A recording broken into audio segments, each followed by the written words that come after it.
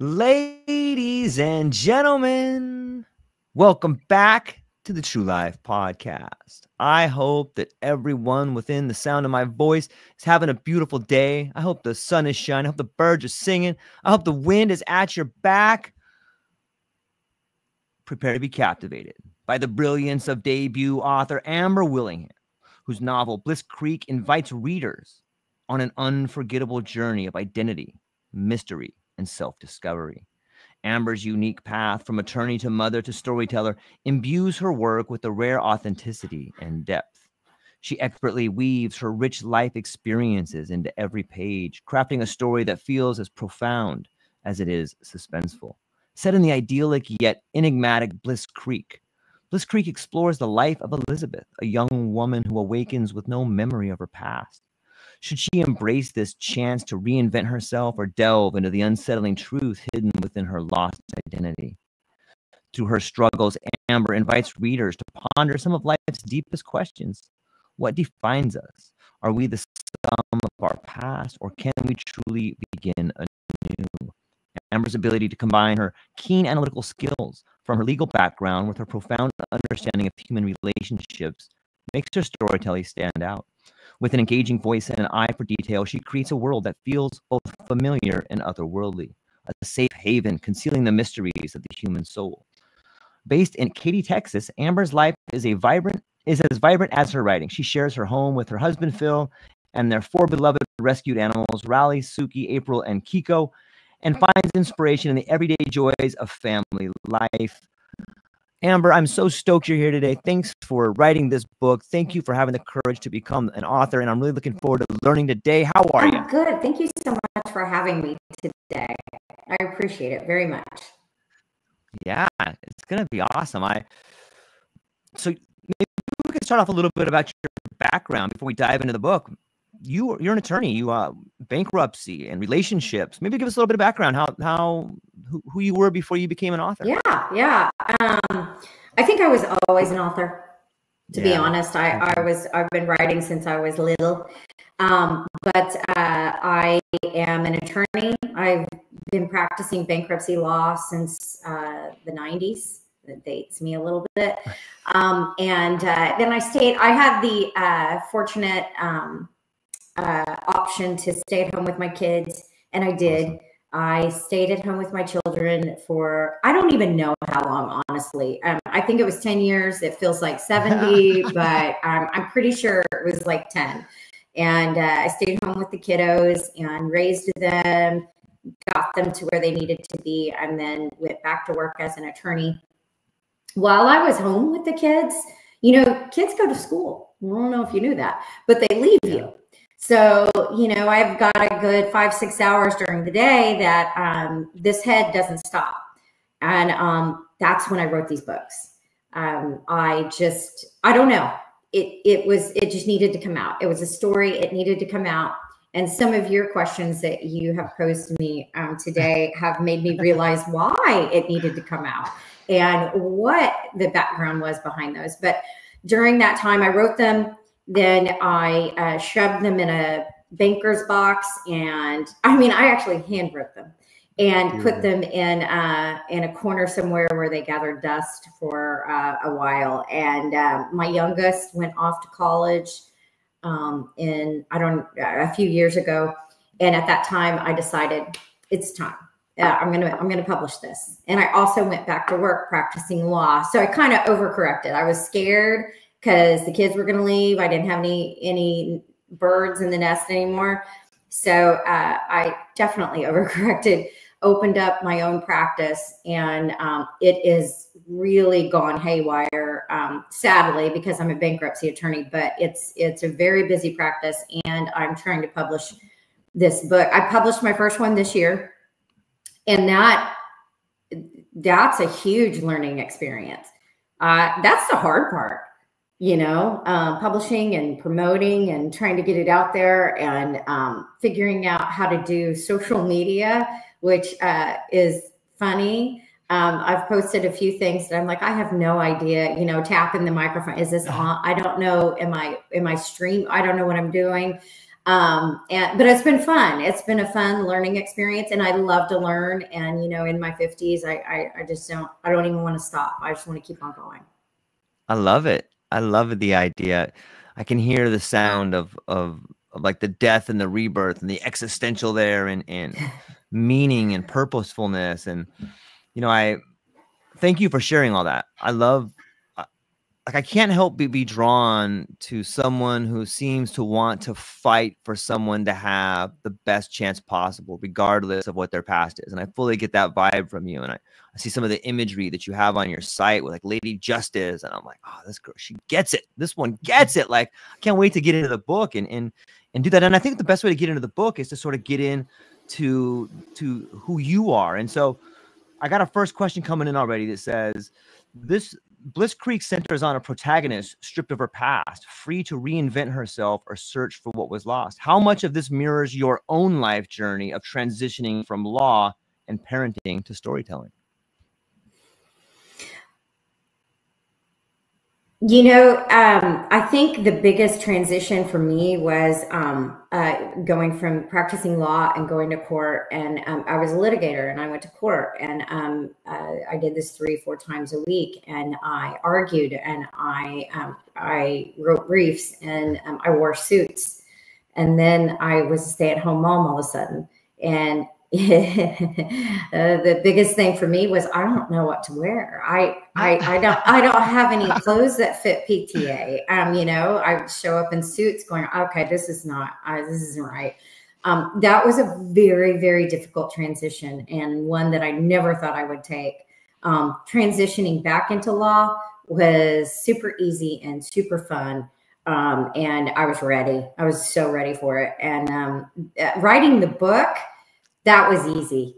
That was fun. There was no transition. It was just, I just wrote, and it was therapeutic, and I enjoyed it. Publishing, that's a whole new world. That transition is still happening right now. Yeah, it seems like every step reveals the next step. You know what I mean by that? Like, you have to sort of embrace the uncertainty of it, especially diving into the world of publishing or being an author or discovering who you are through your characters or through your message. Like, it's a giant move to embrace it. In some ways, the same way you built a world at Bliss Creek, so are you building this new world outside. It's interesting for me to get into. What compelled you to explore the themes of memory and identity and reinvention in this particular novel? I think I started from the outside. I started at the end and worked my way back. And I just thought, wouldn't it be fun if she didn't know? And you'll see in book 2, I don't want to give too much away, how many of the characters and the plots are, book 2 is a prequel. So book 2 leads to what happened, why she is where she is, why she woke up without any memory. And it's a moral dilemma. And I'm towing a line here. It's a moral dilemma that her family faced. And it posed to me the question, and I hope it poses to the readers, how far would I go? How far would I go in the name of love, in the name of my kids? What would I do in that situation? And I think when you put the 2 books together, you will definitely, hopefully the reader will get out of that what I intended, and that is to self-explore and you know, maybe determine that the villain isn't such a villain after all.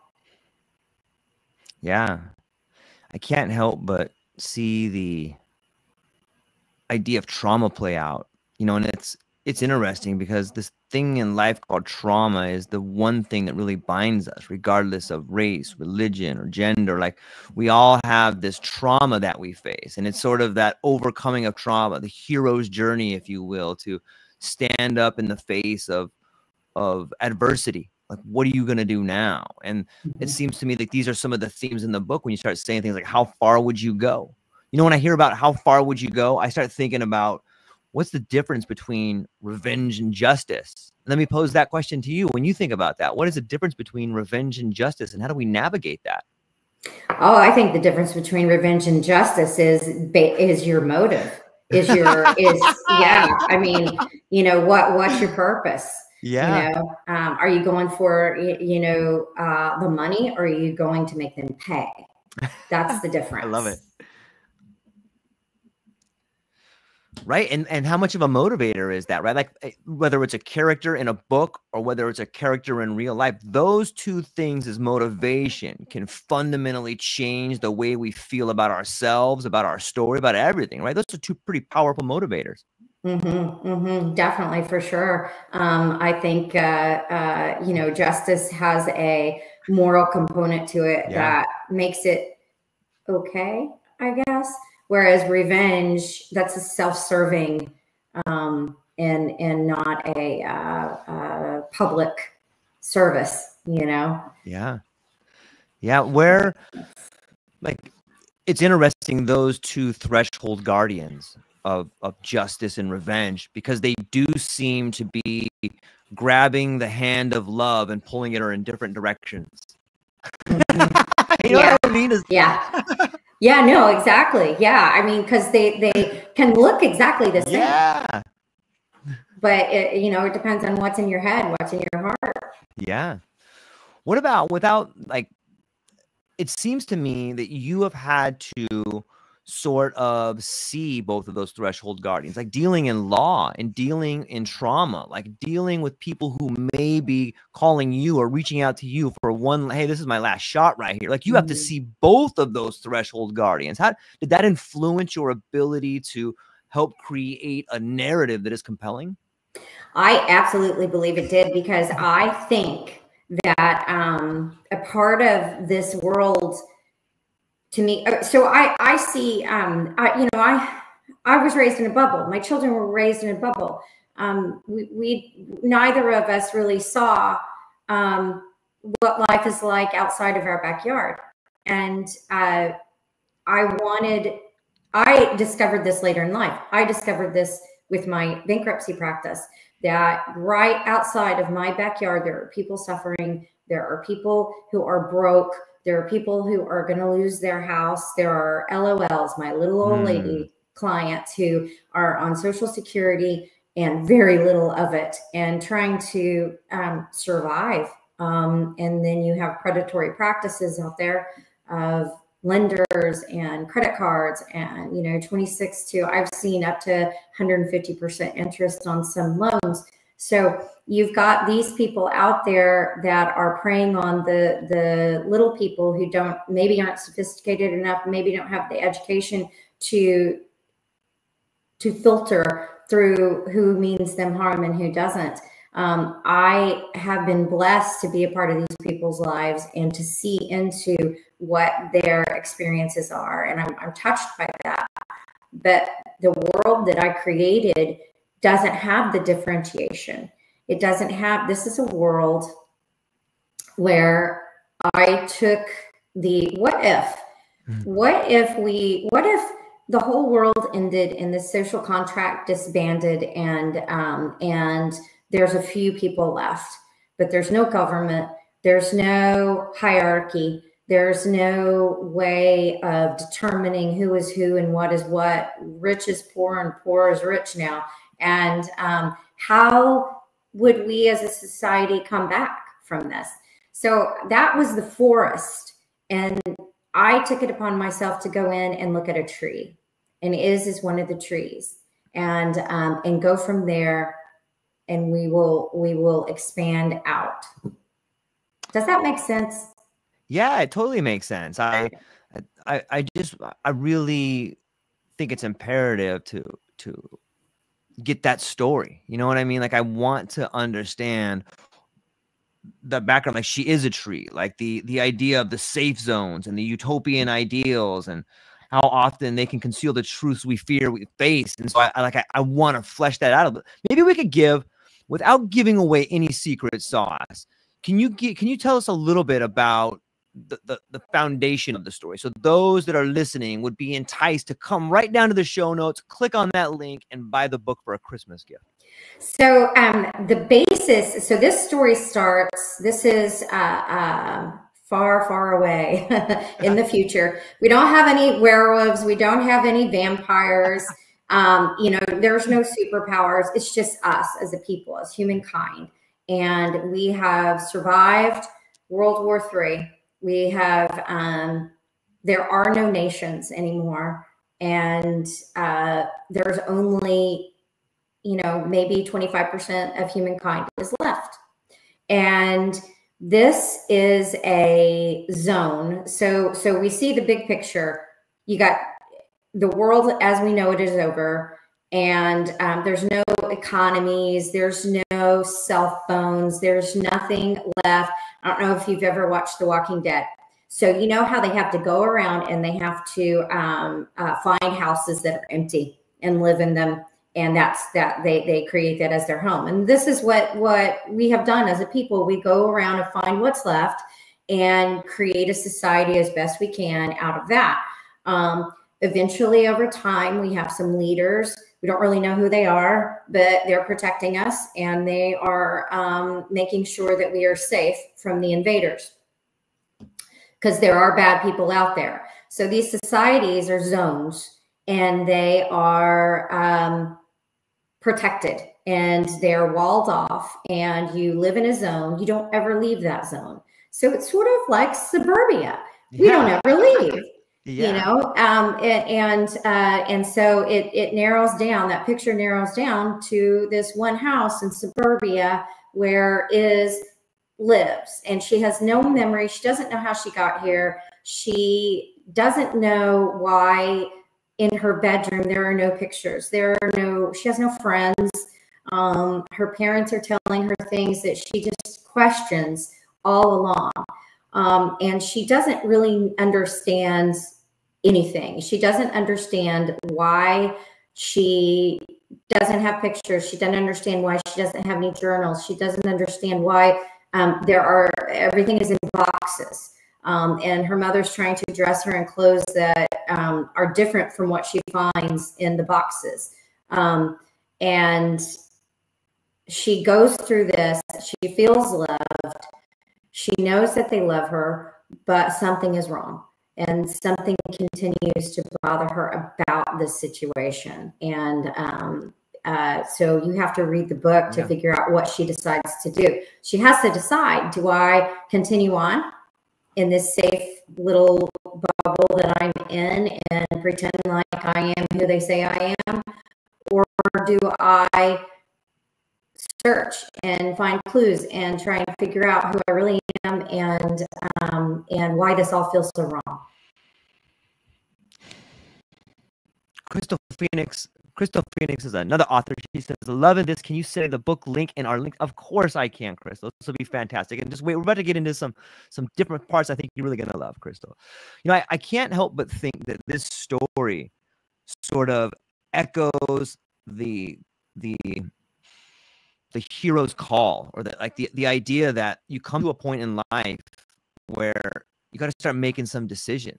Are you going to grow up? Are you going to go out and seek that which you want to be? Or are you going to stay in the bubble and live this life that culture wants you to live? I see this wonderful struggle emerging. And in some ways it harkens to James Joyce's idea of history is the nightmare from which I'm trying to awaken. You know, it sounds like Iz is trying to awaken from this nightmare. But what is there, when you came up with this, so you said maybe we could just touch for a minute, like when you wrote this, because it kind of sounds like it's echoing modernity right now. Did you write this book in the last 5 years, 7 years during COVID? Or no, it was well before COVID. This was, I wrote this book 2008. Okay. I think it was around the time that the Hunger Games came out, Divergent, and I was very intrigued by these teenage female protagonists, and I enjoyed their heroicism. Right. And I just really enjoyed that. I love the idea of a powerful woman and somebody who, so she's a little bit like me, except she's who I wish I was, right? I mean, I love it. There's no moral lines for her. It is, she is right, and she's going to follow what's right, and that's the end of it. And she doesn't toe the line. And I love that about her. But of course, she's in a situation, she's young. She hasn't had to toe that line. I identify with Sarah, the mother, because Sarah has to toe that line all the time because she is the mom. And she's the character that I question, what would I do? How far would I go to save my kids? Would I destroy them in order to save them? I don't know. I've had some really fascinating talks recently about the mother-daughter relationship, and it's so interesting that you say, how far would I go to save them? Like, that's such a brilliant question that all of us should ask. Like, and maybe not only just about our kids, but about ourselves. Like, how far are you willing to go? Are you willing to risk everything to become the person that you can be? Like, that's a pretty bold question to ask, right? And how many people do you think would do that? Do you think that the majority of people, Amber, would be willing to risk it all to become the person they can be? Or do you think the majority of people would be like, this bubble's pretty cool? I think that if the majority of people risked everything to become what they wanted to be, this world would be full of heroes and incredible. I mean, I think people are scared, and rightfully so. I mean, you get into a groove and you become comfortable, and why would you get out of it, right? I did. I got out of it, and it's scary. It's not, it's scary. I self-published, and I was rejected by several agents, which I understand that that's a part of it. And especially being a fiction author, it's hard to find your readers, right? Because it could be anyone. I also wanted to note too, while we're on the topic of readers, I like that. So this book is clean. You're not going to find sex in it. You're not going to find cuss words in it, because I wanted to market to not only my mom, who loved the book, and she and her girlfriends, they just love it, and they ask me questions all the time. They're so cute. But I wanted the younger generation to be able to read this so that they could pose these questions to themselves, and also maybe look at the world a little bit differently, because I feel like this book and this series, I've got 2 more that are written, that it kind of encompasses what if we continue on this road that we're on as a society, as a world? What if we have a nuclear war? What if, what does that look like after? And do we really want that? Yeah, I think those are brilliant questions. Is that something that you thought of? Like, did you do a storyboard, or did you map out the whole series and put in the morals and the ideas before you started writing, like book 3 or book 4, or is it like sort of a emerging dream where the motifs are in your subconscious and they're building as you go? The latter, the emerging dream. I mean, so the original just started. I mean, it just spilled out as I was writing, eating Tootsie Rolls, drinking wine, and writing and writing and writing, and oh, this is good. And then I started outlining and filling in, right? So maybe this happens, and we fill in and do a little bit of this. And then after the first book was written, and I came to the end, and I thought, okay, so I need to storyboard this to figure out how to finish. So afterwards, book 2 was storyboarded, and book 3 needs to be storyboarded because I can't figure out how it ends. What about imagery? I have found that this digital world that we seem to be putting our foot into is rich with digital imagery that's symbolic and beautiful and speaks its own language. Did you provide images in the book, or perhaps you've used some incredible analogies and diacope and all these incredible rhetorical tools for people to see the book the way that they get to interpret it? So this sounds weird, but in my mind, this book is in a 70s house with a telephone with a cord and velvet wallpaper and shag carpet. And, we have gone back, we have reverted back. So picture, if you will, what it looked like in the 70s. It was simple. And there are few to little cars, very few cars on the road, because that is one of the issues. The second book is called The Petroleum Wars. So you can take from that what you will, but cars are few and far between for a good reason.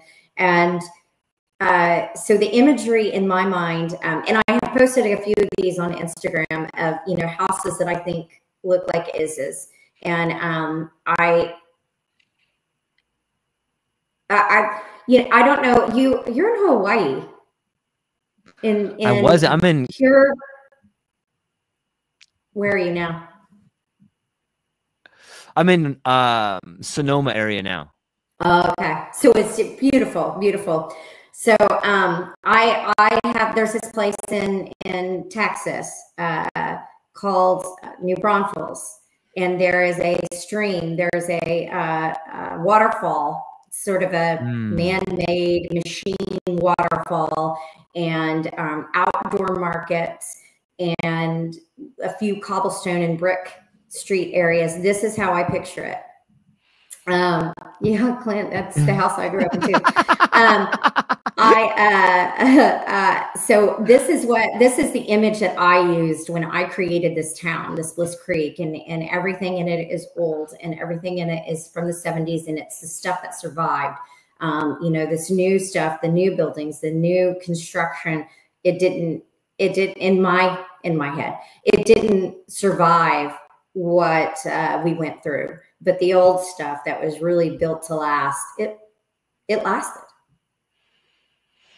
How much of this series do you think is sort of a bridge between maybe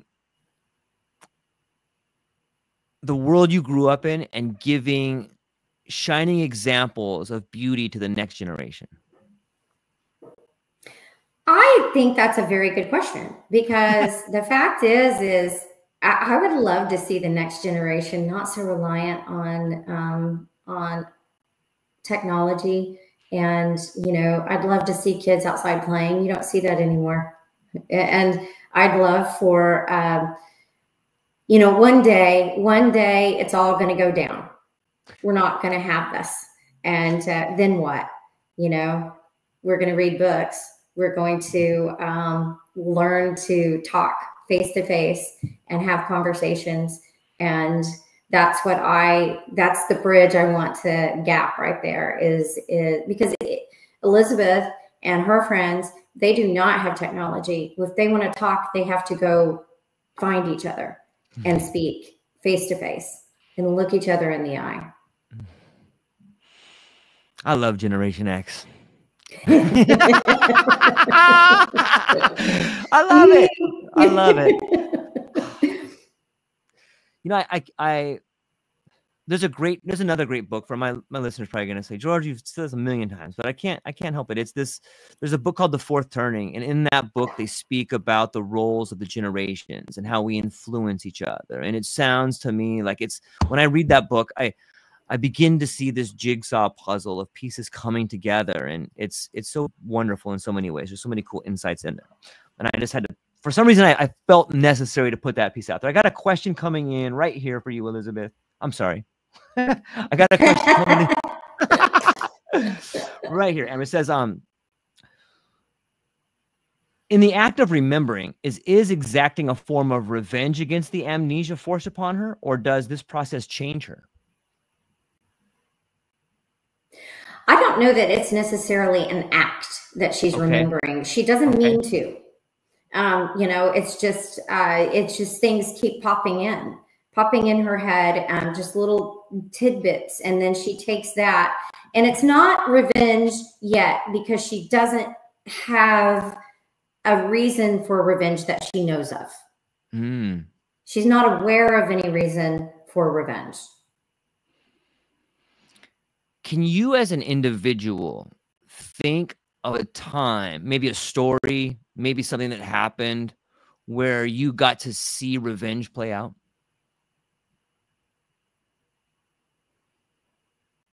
Oh, I don't know. I mean, you're making me think of, yeah. So one of the things that you and I talked about was the Plato's cave. Yes. And so that it's making me think of my cave moment. Yeah, let's hear that. Let's talk about it. Where so I grew up in Oklahoma, and Okay. I was in law school at the University of Oklahoma, and I graduated in 1995. On April 19th, 1995, Timothy McVeigh parked a van in front of the daycare center at the Federal Building and detonated a bomb in my hometown. That was my cave moment. We were in the middle of America, in the heart of America. Who would have ever thought we would be attacked by terrorism in Oklahoma? For me to see him die, to see him executed, was the ultimate. I mean, didn't bring those babies back, but that's the only time I've really felt that strongly. That revenge was in my heart, not justice. I didn't care about justice. Revenge. That was a rude awakening to the fact that, we really aren't. Safety is an illusion, and that broke that illusion. Thanks for sharing that. I think that those are the moments in life. Yeah, no, that's what it takes. I mean, we like to think that it's rainbows and roses, but the truth is there's a whole nother side of the world out there that doesn't care about who you are or how many things you do right, or sometimes really bad things happen to really good people, and the opposite is true as well. And I think that is why fiction or being an author really allows us to dive into some of these territories, and it really allows us to explore in depth some of these really powerful emotions or some of these raw facts of life that happen to us. And we don't have to lose a daycare center. You can in your mind, and you can explore these areas, and a really good writer, a really good book will make that world tangible to you, and it'll pull you right in and make you part of the story, and it'll let you smell the water from Bliss Creek, or some of the fresh grass that's coming up in the springtime. And I like asking these questions, though, because I think it helps the listeners understand what kind of an author you are. And beyond that, it underscores authenticity. So thank you for sharing that. Speaking of that, when I think of authenticity, what comes up for you? Authenticity.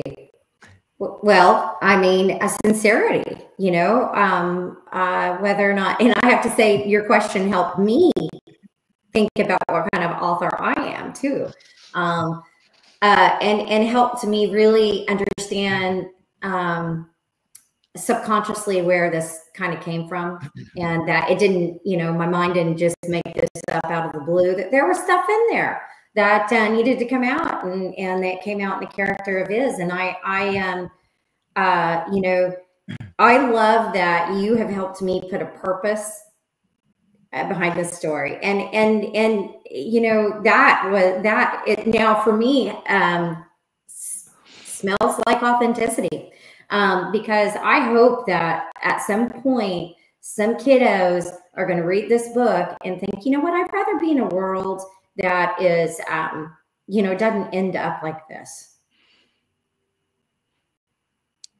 Yeah, I think that people who choose to write or be a storyteller and be an authentic storyteller, sometimes you have to tell other people's stories before you can tell your own story, and there's no shame in that. Like that's how we all learn. We all came from these master storytellers, and I think inside all of us is a story that is dying to get out there, is dying to be lived. And I do. When I read through some of the words you're writing and I get to talk to you, I do see the bright sun of authenticity shining, and it's wonderful to me. And I do think when something is authentic, it becomes contagious, and that is what moves people. That is what will allow the kids to read this and see their own vision of it, to see it through a different lens. And you know, I which brings me to my next question, which is, do you view storytelling as an act of defiance, a way to expose hidden realities and challenge social narratives, as philosophers and revolutionaries have done throughout history? I didn't until now. But yeah, I do. I think Yes. I think we as a society are on the wrong track, and I think my story is you know, it's a foreboding, if you will. I mean, Totally. you can't really tell in the first book, but second and the third, you know, you will see. I mean, it is sort of, it's not prophetic by any stretch, but I mean, it is a what if. What if we continue on like this? This could happen. And yeah, I think that we need to take a hard turn at some point, and perhaps maybe avoid these pitfalls and the disaster that seems to be on the horizon. Yeah, that's my response. Yeah, no, it's a beautiful one. I love the idea of individuals who not only tell their stories, but they write it. Have you found there to be, for you, a difference in the written word versus the spoken word? Like, you have to go and argue in front of, you know, authority figures, or sit down with people and have this brilliant conversation with people who may be coming to you for help, you know, whether it's bankruptcy law or justice. But then you have this written word where you sit down and you get to write stuff. Can you speak to the ideas on the differences, how the written word and the spoken word make you feel and how they resonate with other people? Well, I think the spoken word is much more nerve-wracking because I can't edit it. I can't take my pen and scratch out, you know, my mistakes or erase it. The written word, I think, is more freeing, and you know, you can just sort of vomit words on the page and know that you can go back later and fix it. Yeah. Whereas in the spoken word, you got to get it right the first time. And I think it's a little nerve-wracking, and sometimes, you know, if you say the wrong thing, it can affect relationships too. And so the spoken word, I think, has more weight on it. Yeah. Yeah, I think about that a lot. You know, I think it was Samuel Clemens who said that the written word is the carcass of the spoken word. And I had to dig into that. I'm like, what is he talking about? But when you think about being an orator and you think about being in front of people, there's a whole complex rhythm of emotions that are playing out, and there's more than words. It's facial features, it's body, it's your hands moving, it's pheromones, it's all of these things coming to be a symphony that encapsulates and impregnates the other person with potential ideas of what is possible. It's amazing to me. And isn't it beautiful that you, as an author, you wrote this story and now you're here speaking about the story? Do you think that, like, I feel like that adds another dimension to it? What do you think? I love it. I have done a couple of other podcasts, and we've talked about me. And I don't want to be boring.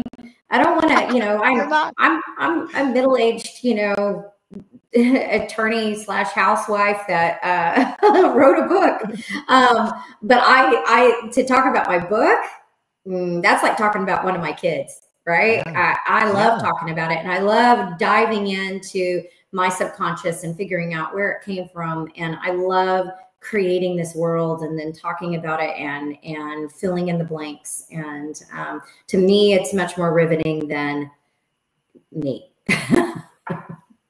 Yeah, ideas are always something that are fun to banter back and forth. And when you can not only create a story, but allow others to play a role in a story you write together. Like, I think that's the evolution of the book. And I think that, you know, writing the book is amazing. And then getting people to interact with it and then getting their feedback. And then, getting to explain to people, hey, here's why I did this, and have them, oh, yeah, have you thought of that? Like allowing other people to play a role in a story you make together is what makes stories unforgettable on some level. It's that interaction we have with each other. It's the play on ideas and the spoken and the written word. And I will say that's absolutely correct, because and also it's tightened some of the relationships that I've had. Yes.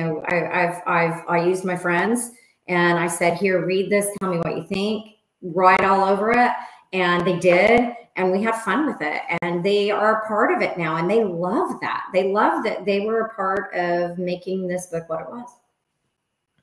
Yeah.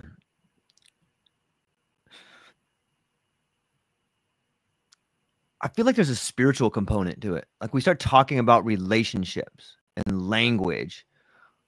Like these, on some level, are pillars of, maybe religion, but on some level, something bigger than us. I use the word spiritual. Like, and when I use that word, I'm trying to explain becoming or understanding something bigger than yourself.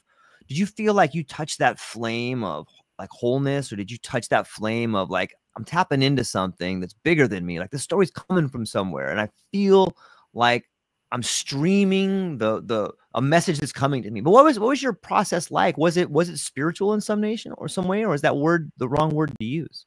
I hope so. I want this to be, God sanctioned and,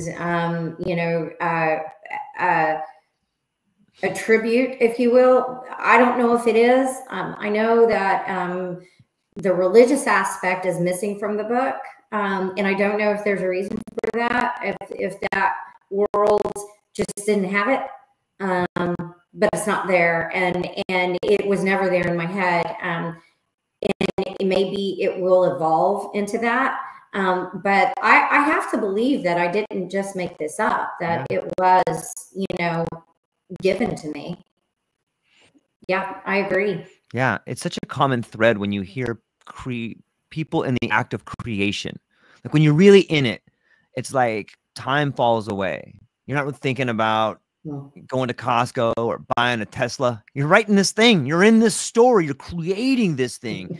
And I got to imagine if we could do brain scans of people that were in the creative state, it would look a lot like, the default mode network being shut down and people just flowing through. And there's no room for hate or anger, or there's just room for creation. I can't help but think that's spiritual to me. Like when you move past some of these, threshold guardians of emotions, like there's more there. And do you feel that you are different after you've written the book? Are you the same, obviously the same person, but has part of you changed? Has this character influenced you in a way you didn't know possible? I have to tell you that, well, first I'm going to tell you something funny. Okay. It's, how sometimes people, sometimes people, when they have to go to the bathroom, it's like, oh, I got to go. That's how it is with me in writing. I'm like, look, I'll be doing the dishes and I'm like, oh, I gotta go. I just had something, and you got to write it down as soon as it happens, because I'll forget. And I think I'll remember, but I don't. But I also, after I wrote this first book, I mean, my half of my head was in this world all the time. I couldn't fully engage in real life for a while. I had to go, okay, I gotta leave is alone for a minute and focus on life. But yeah, it's very, very it can take up my world for sure. And I enjoy it. I enjoy being able to, right now I'm in the process of editing. So it's been a little while since I sat down and wrote fresh. And I'm anxious to get going on that and relive that. It's a little bit of a high, if you will, Totally. I mean, it just feels good. It feels good. Yeah. This one's coming from the Psychedelic Christian Podcast, which is a great podcast. I would recommend everybody go down there and check it out. And maybe you might even see Amber on this podcast. I know this person's amazing. You would love him.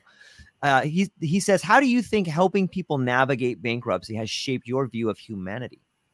It really has. It really has. It has been such an eye opener, and to see, like I said earlier, the people who are not very far from me, and they are struggling. And it brings me joy and a little fulfillment when I can take one of their worries away, and provide them with that fresh start. Provide, and hopefully, I don't know if I have an impact. I'd like to think that I do, but hopefully explain to them how they got in the situation that they're in and how not to do it again. Hopefully they leave with their fresh start, having no debt, no creditors calling them all the time, no liens, no, fear of having their car disappear when they walk out the door, and hopefully knowing how to avoid those pitfalls again. So yes, humanity, I see the best of it and I see the worst of it in my practice. And it really has opened my eyes for sure. Thank you for that question. It's, I don't know how it shaped my view because it has provided two extremes, right? I've always been in the middle, and now I see the extremes on either side, and I do know how to navigate them now, though. And after all these years, I've figured out, which on this side have teeth, if you will, and what isn't. I love being able to talk to somebody on the phone and tell them, when they are in a panic because something happened that I happen to know is not a big deal. And I love being able to say, what are they going to do? It's okay. You're not in a rush. They are not going to take anything from you. You are okay. And just that simple conversation, I mean, it just makes me feel really good. And because they hang up going, oh, okay, I'll go about my day and go about my life, without that worry over their shoulder.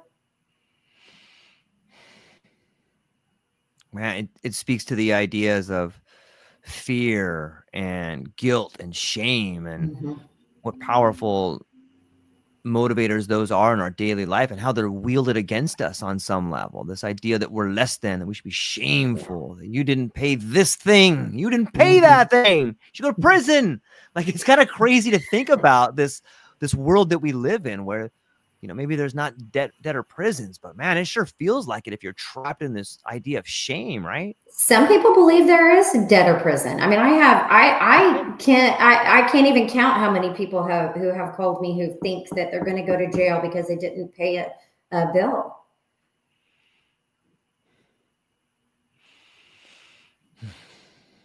By the way, you don't go to jail for not paying a bill. Just, right. Just so that it's out there. Yeah, there's no debt or prison, and there's not a lot they can do.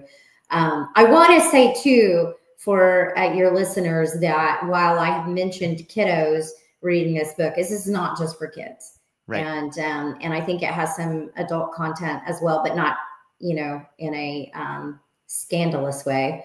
It's just it's just a clean story. Yeah. And I've noticed a trend of young kids. My daughter's 11, and some of the books she reads or some of the things that she pays attention to, I think they're growing up in a world where there's so much information out there, but they're smarter than us. Like there is that bubble, but at the same time, there's so much information come in. Like they're like, I don't know about that thing. That thing looks a little weird over there. But I do see some of these ideas that maybe you and I thought of, or our parents were like, hey, you can't read that or whatever. We're going to protect you. Like some of those ideas are falling away, and younger kids are beginning to read, some ideas like about debt or about loss or about grief, or, hey, maybe, this whole idea about being afraid of dying is a little silly, but have you noticed that trend as well with your kids? Like or maybe the literature that's out there for younger people to read is a little bit more grown up than when we were reading. Oh, definitely. Definitely. I mean, and that is why that's why I'm referring to kiddos when I talk about this Yeah. book, because the stuff that they have in the libraries now. And when I went to the Austin Book Festival last weekend, and under teen lit was some really interesting books that I thought, I don't really feel like this is teen appropriate, but I guess society dictates what's appropriate now, and it's just up to us as parents to decipher and filter through what society has said our kids can read.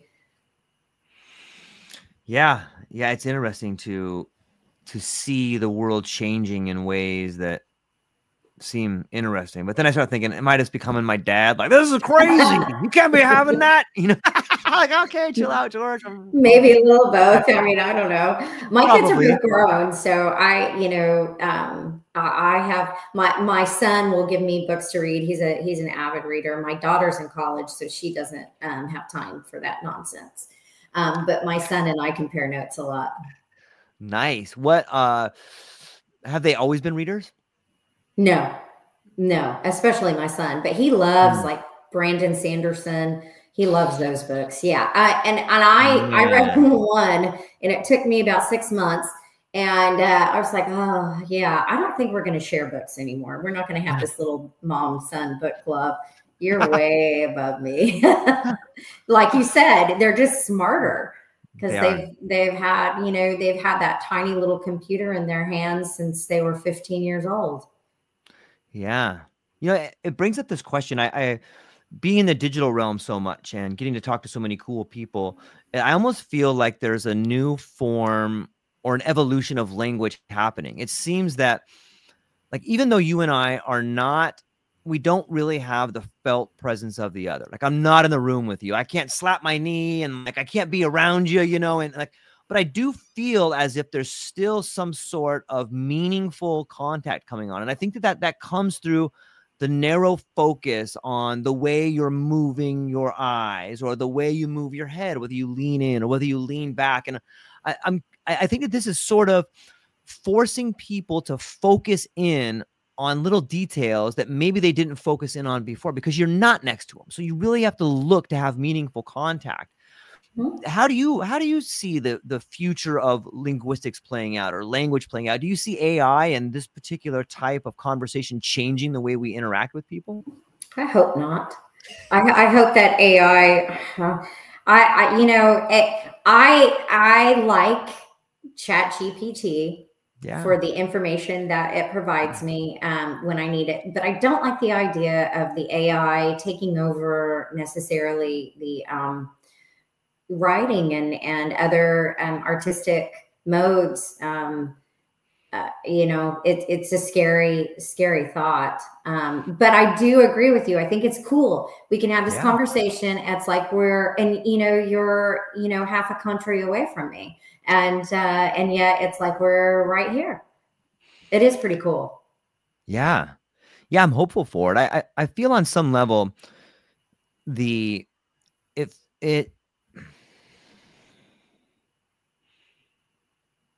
it decorates the art of the conversation because that's what's left is the live conversation. That's what's left is wow, they wrote this book. Let me talk to them. Let me figure out who this person is. Let's see what really motivates them. And like, I think that they work hand in hand. Like, you can write something, or you could even, like, someone could write something with the help of AI. But when you have this thing that they have together and the conversation, now it's more of a holistic package. I can read Bliss Creek and be stoked on it, but I'll be even more stoked on it when I get to talk to Amber and like figure out who she is, why she wrote it, maybe even get to play a part in giving feedback. Like, it just becomes more of a full story when you get to interact with the people with whom you're excited about reading their work. Like, it seems like it's evolving in that way to me on some level. Is that too crazy? What do you think? No, I love that. I love that how you said that, because I had the opportunity when I was at the book festival to sit down and listen to a few authors, and I was like, oh, this is so cool, you know?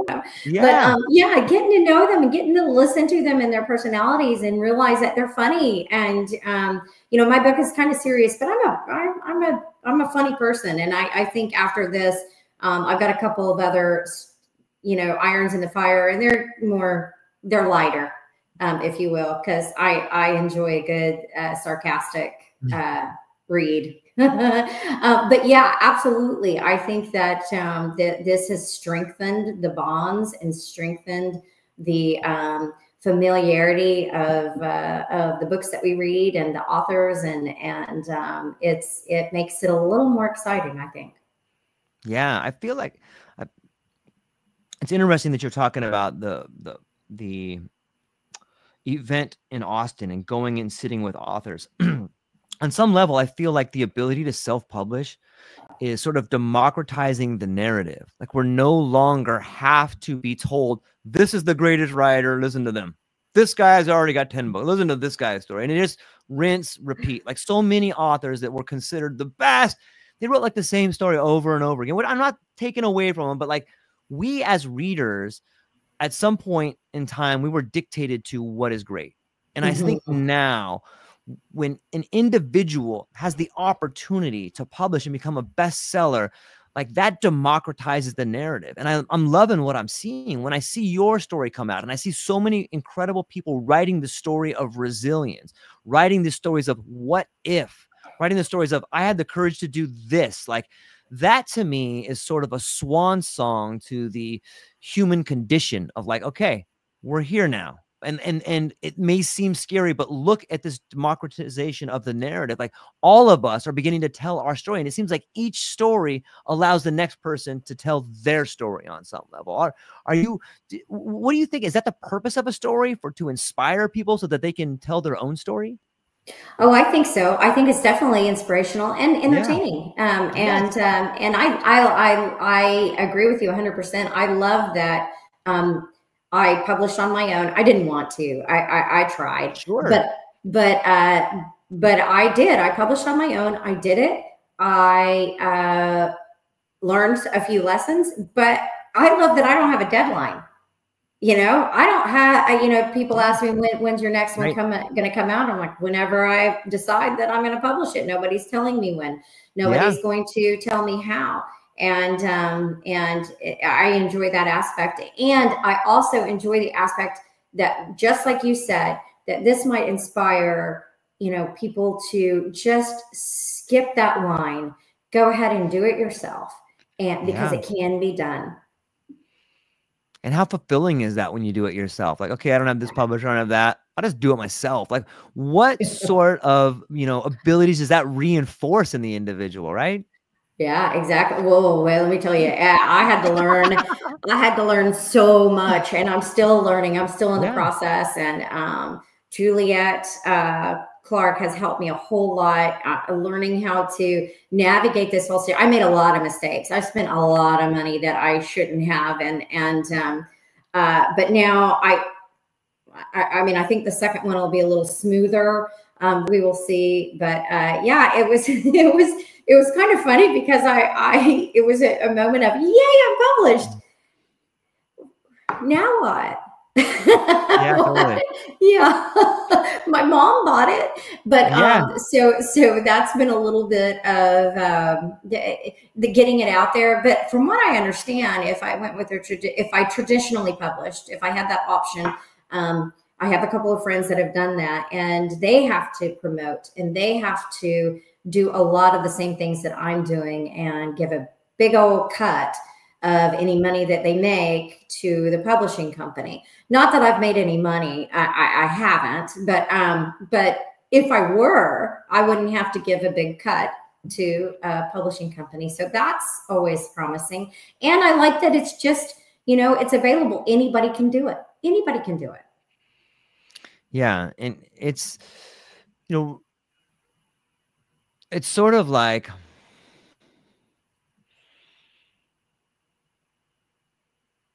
your commercial baptism to start writing a book. You know what I mean? And you realize like, oh, I see what's going on here. I thought this. You realize you're the only person to blame, but still though, you pull back that curtain a little bit and you're like, Yeah, Oh. wait a minute. I thought I was Mhm. done. Yeah. Yeah, yeah. But that's part of learning, right? Like the word Mhm, discover comes to mind. Like when people talk about discovering something, it's like you have this flash of insight, but really you're just peeling layers off. Like, oh, you mhm, discovered it, and then there it is. It's a mhm, discovery. mhm. Oh, and there's another layer. Oh, and there's Yeah, another layer. yeah. Yeah, for sure. But I get to meet people like you, and it's I been know. awesome. I mean, and I think this is fun, and I would Yes. not have ever dreamed in a million years that I would do podcasts. Yeah. I'm kind of shy, but it's just you and me, right? Yeah. You Yeah. know, and that makes it a lot easier. And this is, I think, the future of publishing. We're moving away from the guardians that are like, you can't be here, you don't have this last name, you didn't put up this much money, you can't get access to this thing.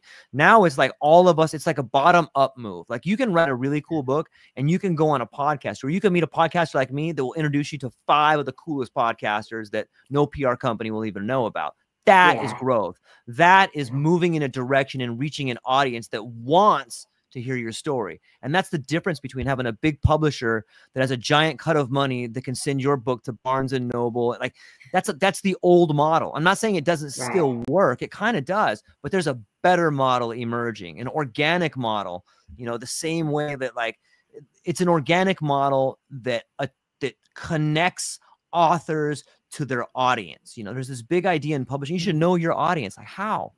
How do you know your audience until you've written the book and you've connected with people? You don't. Like they're trying to put the cart in front of the horse. This is a new, better way, I think. And I'm super stoked that you've written it. I'm super stoked you're here. And I can't wait to Thank you. introduce you to some other podcasters that will feel the same way about it. So Thank you. yeah, it's awesome. Amber, we blew through this hour like it was 5 minutes. And I feel like Oh I've my gotten to gosh. know you. I know, right? It's been an hour. Oh, that's awesome. That's awesome. All right. Yeah. I was worried for nothing. Nothing. Like, Yeah.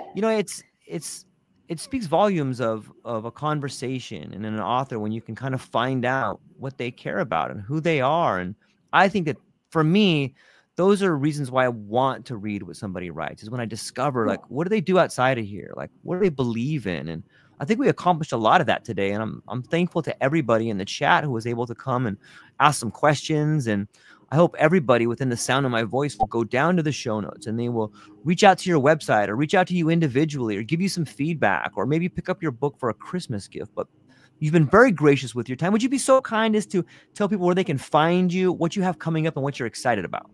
Yeah, absolutely. So you can find me. I'm on Amazon. My pen name is A.L. Willingham. Had to do that because I have a law firm. So I had to, separate the two.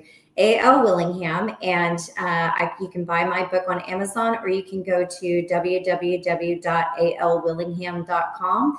And I have a little blog there. So you can kind of get to know me a little bit better through that as well. And I have a book number 2. Bliss Creek is my book number 1. And book number 2 is called Petroleum Wars, and it will be out next year. Fantastic. Are you doing like some book signings, or what's the best way for people to reach you? What's the name of your site again? www.alwillingham.com. Fantastic. And so, Amber, hang on briefly afterwards, but to everybody within the sound of my voice, go down to the show notes, check out the book. I think you'll love it. And I hope all of you have a beautiful day. That's all we got, ladies and gentlemen. Aloha.